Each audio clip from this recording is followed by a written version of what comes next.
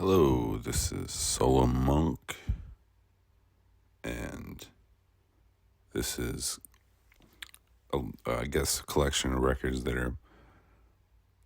are and were really important to my musical identity or DNA.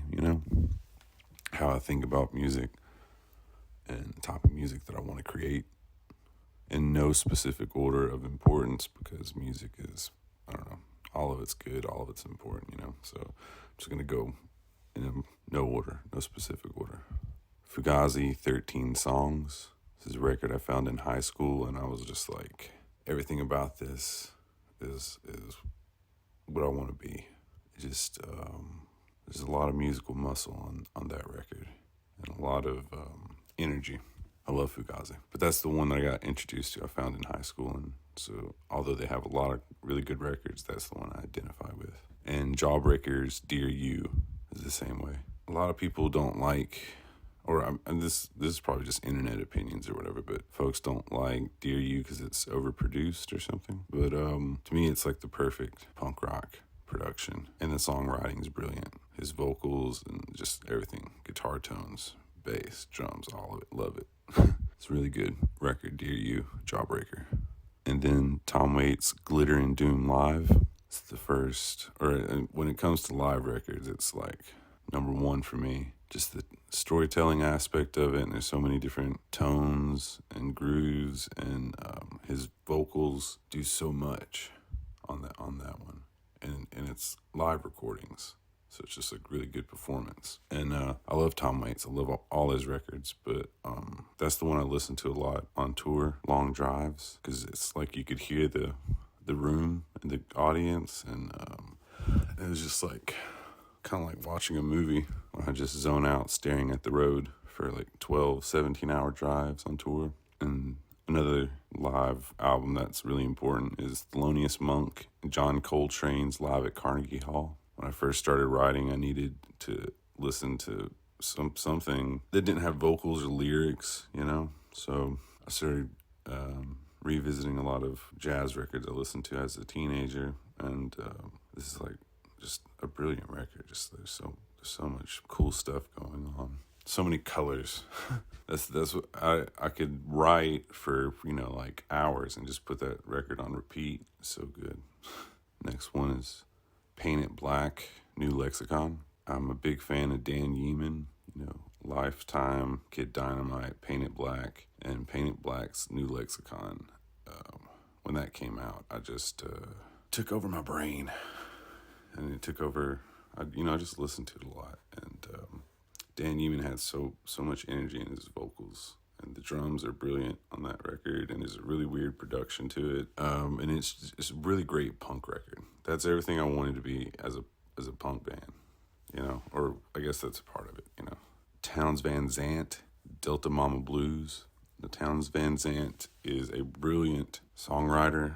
He has a lot of great records, a lot of great songs, but this specific one I used to listen to on repeat for a few years. Just like I'd always go back to, especially when I was drinking. At one point I knew how to play everything on the record, but I don't remember most of it now. But I love Townes Van Zandt.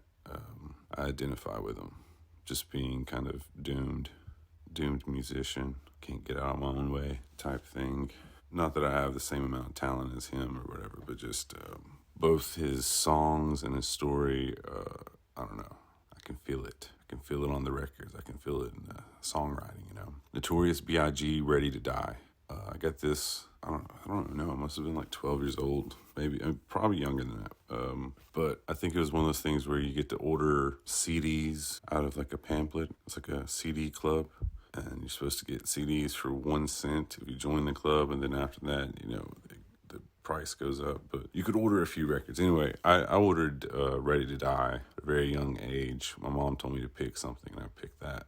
And I used to listen to this shit on repeat. And as I got older, suicidal thoughts really connected with me. Just having my own intrusive thoughts, and just being like, fuck it, when I die, I want to go to hell because I'm a piece of shit, That lyric, I'm just like, yeah, I feel that. even as a kid, just because you receive so much negative energy from adults around you or whatever, you're just like, yeah, I don't give a shit anymore. You can't hurt me. Because, yeah, I don't know. And also, he was like a large guy, and women liked him, and I'm a large dude, and I wish women liked me. But that was like a young. I just meant a lot to me as a kid. It was like I was stepping into another person's shoes. I used to put headphones on and just like close my eyes and listen to stuff, pay attention to all the details, and listen to stuff over and over again to see if I could hear something new, focus on something new. Mos Def, Yasin Bey, Black on Both Sides. This record, I'm going to keep it really short because the record's it's brilliant. Everything I wish I could do, as a writer, lyricist. Yasin Bey is just, brilliant. Black on Both Sides is a goddamn classic. I heard it young and I was just like, this shit is just, it's like finding treasure, when you find a really good record back in the day. Because I live in Alabama, in rural Alabama, like just country shit. And so I would find certain stuff and just be like, this is the greatest thing that's ever fucking happened. Because it was so hard to come by good stuff. But yeah. And even now, I listen to that record and it's just good. It's ridiculous. And it's very hard to do hip hop and like it still sound relevant and like, cause it's such like it's like culture, it moves super fast and things kind of sound outdated really quickly, but Black on Both Sides is goddamn good still. And Erykah Badu, Mama's Gun. This, I heard this record when I was younger, or I listened to Erykah Badu when I was younger, and it was almost too sophisticated for me to understand. Just hadn't like known the affection of a woman when I heard it as a kid, and so it just didn't ring with me, or it didn't stick. It was too sophisticated, like I say. But as I got older, in my early 20s and then on, Erykah Badu, Mama's Gun, is like how I handle feeling lonely. I feel lonely and I just put on Erykah Badu and I just feel like there's love in the room, She's got such a brilliant voice. I said brilliant a lot in this, but these are like tip top for me. Speaking of tip top, D'Angelo, Black Messiah. D'Angelo, something I listened to as a young person. Also too sophisticated for me, But I owned the record. I owned his first record and listened to it and liked it, but it didn't fully make sense to me sometimes because he's just so good. D'Angelo in general is just good, but Black Messiah came out in the early 2010s, and it made me realize that like I couldn't do everything that I wanted to do within punk rock. I was like, this is so beautiful, and there's like some real muscle playing going on there. There's like real emotions, and there's so much timbre and groove, and it's dope. It's so good. The vocals on it are good, and it just made me realize that I had to make some other kind of music. That I couldn't just like yell at people all the time, Atmosphere, God Loves Ugly. I think this record might be a little outdated now as far as like the style of rapping that Slug did on this. But I found this in like Hot Topic or something, and I just bought it on a whim. And it was such the material maybe isn't upbeat, but like it was like an upbeat way of like handling feeling ugly, And I think the group Atmosphere is really good about that, is that if you're like self-loathing, poor white person, I guess, it's probably going to be your jam. If you like hip-hop and you like that type of thing. The indie hip-hop, not glamour, not, because there's like a lot of hip-hop is like being boastful and stuff. Atmosphere is good for like the yin yang of that. God Loves Ugly. Fall Out Boy, Take This to Your Grave. This record, it made me realize that you could write pop songs and just do a punk rock production and come out with a decent record. And I know this record might seem corny to some people, but it's just like when it came out. I was in high school, and at first I hated it, and I just kept listening to it, and I was like, damn, this is just really good songwriting. The guy's voice was annoying at first, but then I just kept coming back to it over the years. I haven't listened to it in a while, but it's fast and it's fun, and you just don't take it too serious, and it's good.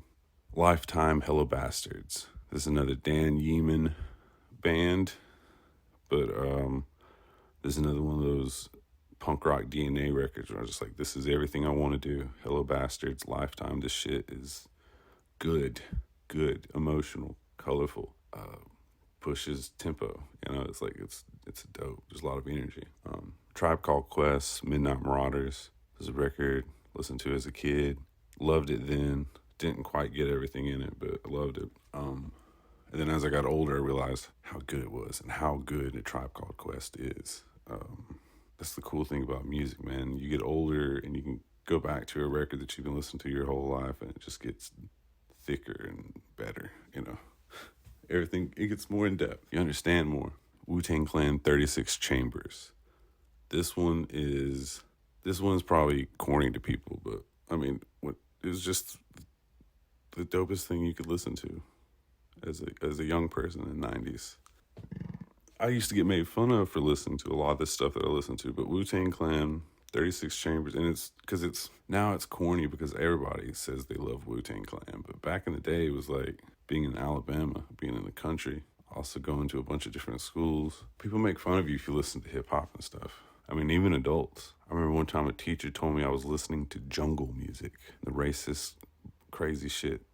But yeah, Wu-Tang Clan, 36 Chambers. Just some of the dopest rapping, dopest sampling. It created a whole movement or something. And I know there's a lot of stuff that they did on there that was done before them, but RZA's production is just, it blew my mind. And I still enjoy it.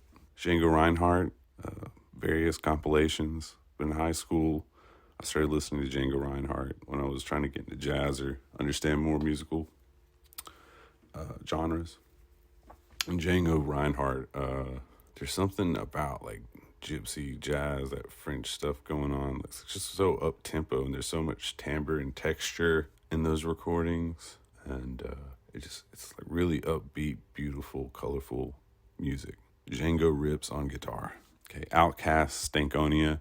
Outkast has a lot of brilliant records, but when Stankonia came out in like 2000, it was everywhere. If you went to the pool, it was there. If you went to like shoot basketball down the street, somebody was playing it, and, because it was on the radio all the time.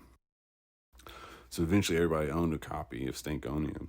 And I'm not saying it's Outkast's best record, but I can close my eyes and like remember so much through that record, like just a very specific time. And it's a good record. There's a lot of melody, a lot of cool beats, a lot of dope ideas.